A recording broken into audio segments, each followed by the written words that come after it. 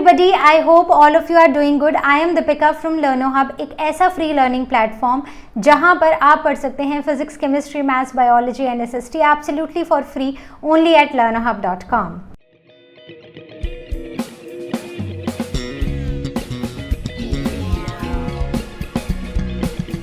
तो आज हम स्टार्ट करने जा रहे हैं second part of our chapter probability. तो हम ऑलरेडी प्रोबेबिलिटी का बेसिक कॉन्सेप्ट डिस्कस कर चुके हैं, बेसिक फॉर्मूला डिस्कस कर चुके हैं. अब हम इसी चैप्टर को आगे लेकर जाएंगे और आज इस चैप्टर को करेंगे complete. So without wasting any time, let's get started.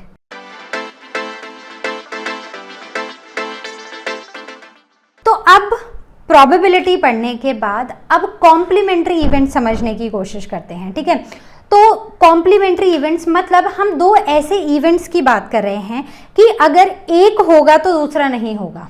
ठीक है, या फिर इन सिंपल टर्म्स कि अगर ये इवेंट नहीं हो रहा है तो ये इवेंट होगा. So this is event E and this is its complementary event. जैसे कि अगर मैं एक कॉइन को टॉस करती हूँ तो मेरे पास दो इवेंट्स हैं.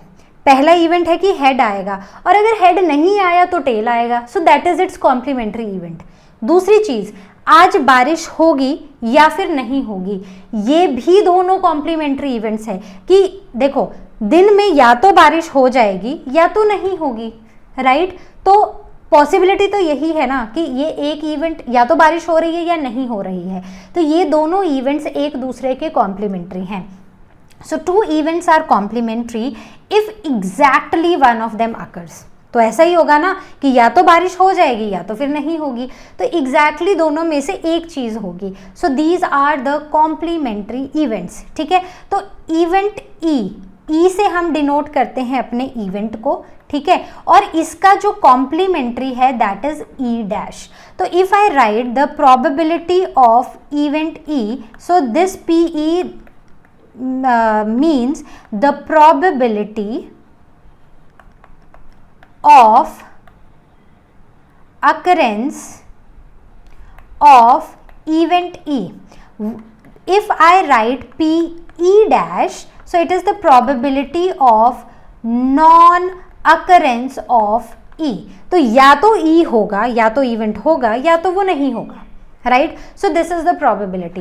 सो अब अगर हम कॉम्प्लीमेंट्री इवेंट्स की बात करें ना, तो एक दो चीज़ें हैं जो आपको बहुत ही ध्यान से समझ लेनी है. एक तो है पहला फॉर्मूला है.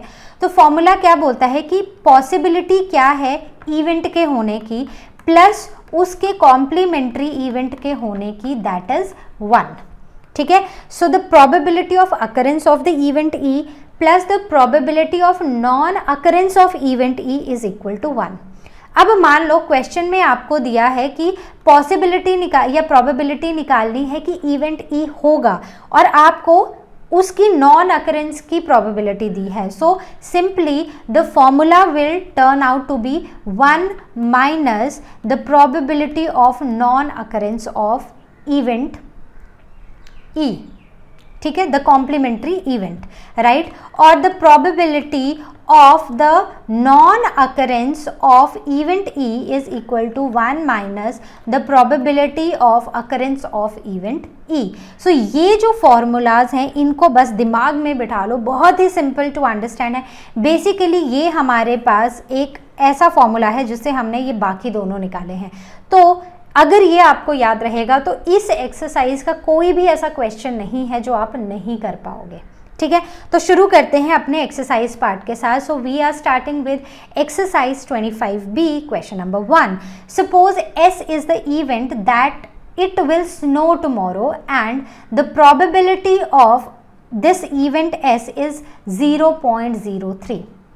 ठीक है, तो सबसे पहले आपको इन वर्ड्स बताना है कि state in words the complementary event S dash. तो इन वर्ड्स लिखना है कि ये जो कॉम्प्लीमेंट्री इवेंट है S डैश, ये क्या होने वाला है. तो क्या लिखोगे? तो सिंपली इसको इन वर्ड्स हम लिखेंगे the event will not happen tomorrow. ठीक है, now find the probability of non occurrence of this event, that is this complementary event. ठीक है, तो या तो मैं इसको बोलूंगी कि probability of the complementary event, और I will say the probability of non occurrence of event S. ठीक है, so it will be 1 minus the possibility of occurrence of this event S. So 1 minus 0.03 which will be equal to how much? So इसको लिखो 1.00 right, और इसको minus करो 0.03 से, तो कितना आएगा? सो it will B 7 then 9 and 0, so the answer will be 0.97. so simply एक फॉर्मूला से आप इजीली अपना क्वेश्चन का आंसर निकाल सकते हो। ठीक है, आगे बढ़ते हैं। Now the question number 2. Okay, so question number 2 is a long question. So the question says 5 students A, B, C, D and E are competing in a long distance race. ठीक है, each students probability of winning the race is given below, कि A की probability है कि 20% है कि ए जीतेगा, 22 B जीतेगा, 7% की सी जीतेगा, 15% डी जीतेगा, और ई के जीतने की पॉसिबिलिटी है 33%, 36%। ठीक है, now who is likely, okay, who is most, likely नहीं, but who is most likely to win the race. ठीक है, तो अगर हम इन्हीं पॉसिबिलिटी या प्रोबेबिलिटीज को चेक करें तो सबसे ज़्यादा जो प्रोबेबिलिटी है जीतने की वो है ई की, क्योंकि ई में ज़्यादा परसेंटेज ऑफ प्रोबेबिलिटी दिया है। Right, now who is least likely to win the race, that is the one with the least probability of winning, that is C. Right, find the sum of probability given, तो ये जो probability है इसका सम निकालना है। कैसे निकालेंगे? सबको ऐड कर दो। कैसे ऐड करेंगे? सिंपली एडिशन से। Right, so what is find the probability of sum, find the sum of given probabilities. ठीक है, तो सिंपली हमें क्या करना है, 20 plus 22 plus 7 plus 15 plus 36, which means the total probability is 100%. Now find the probability that either A or D will win the race, कि या तो A जीतेगा या तो D जीतेगा।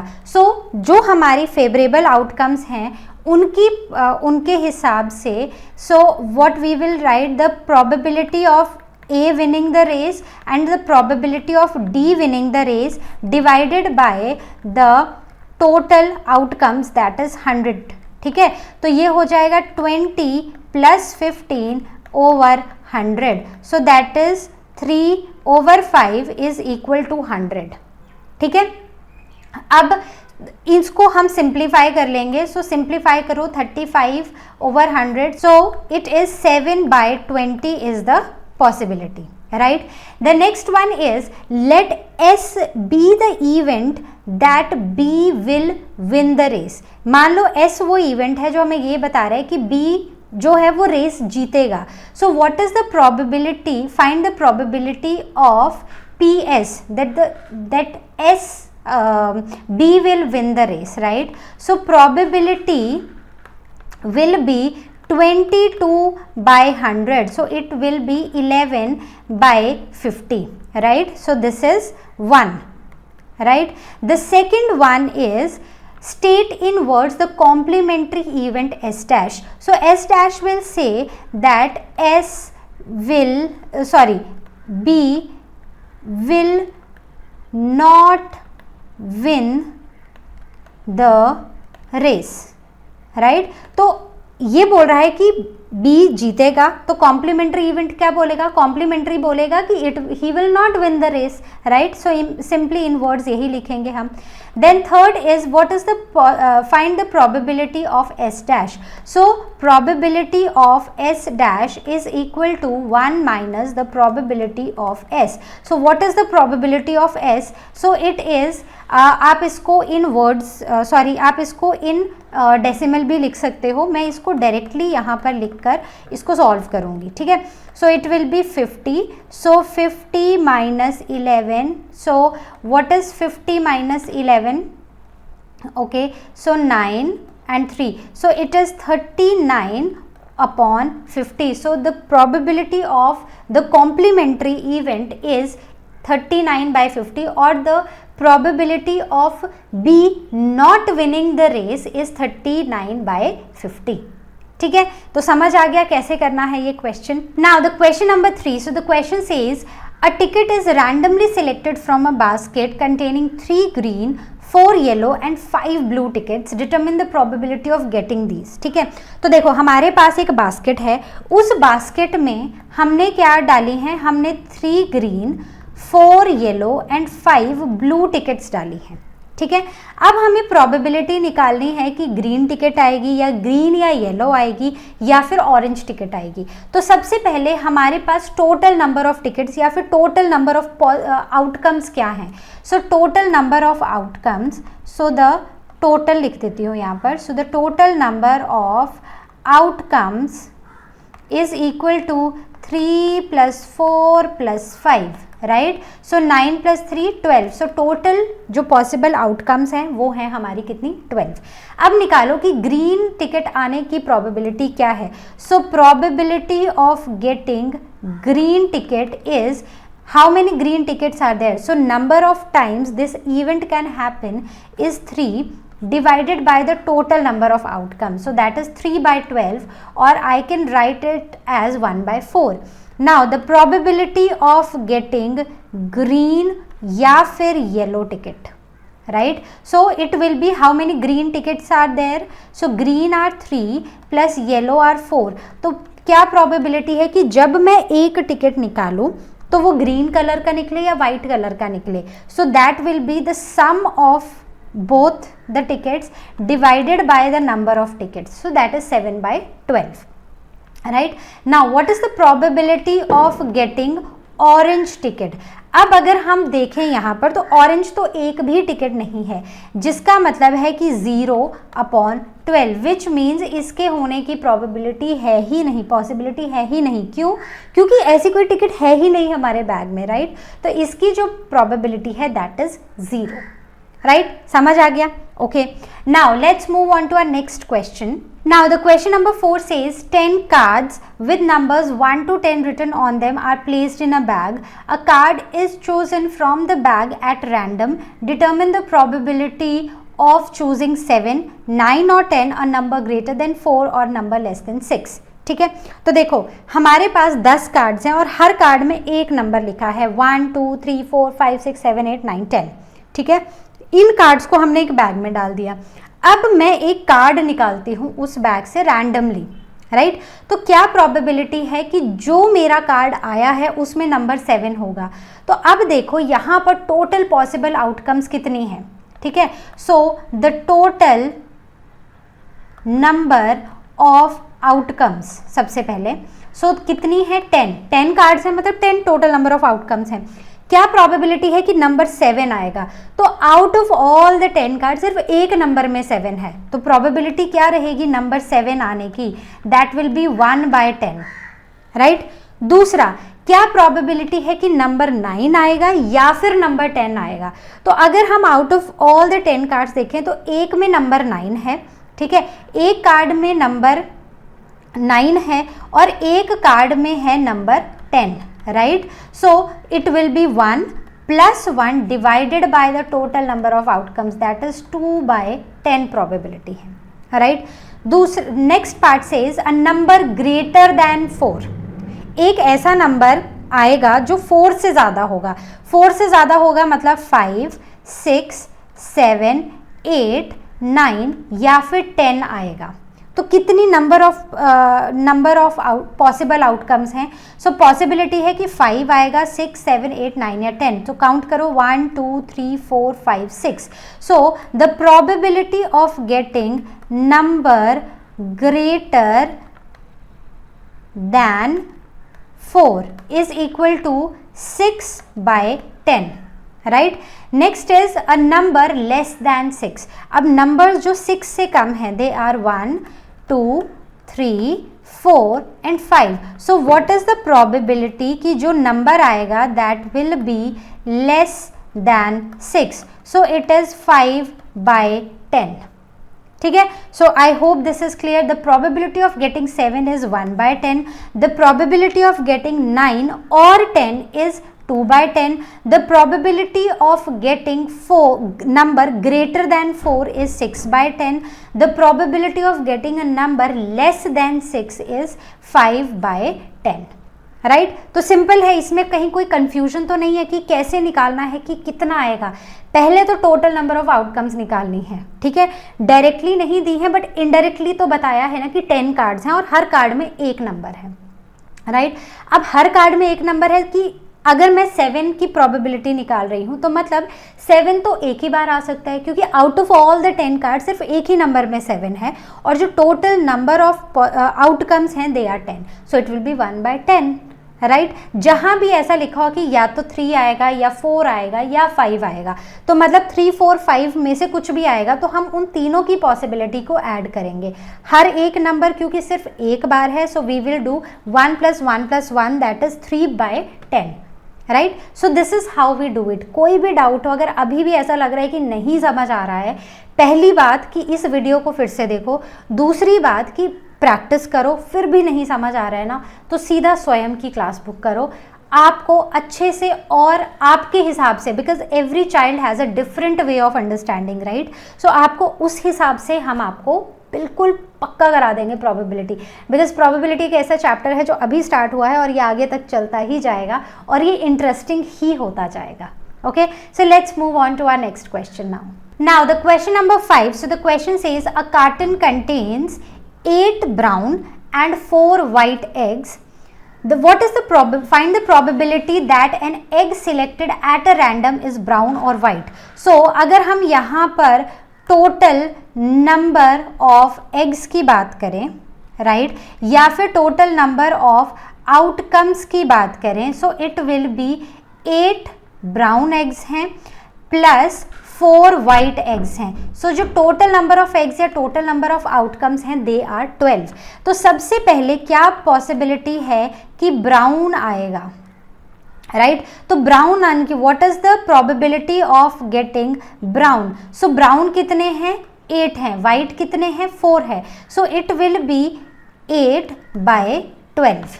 ठीक है. सो आप इसको सिंप्लीफाई भी कर सकते हो. सो इट इज 4/6 और इट विल बी 2/3.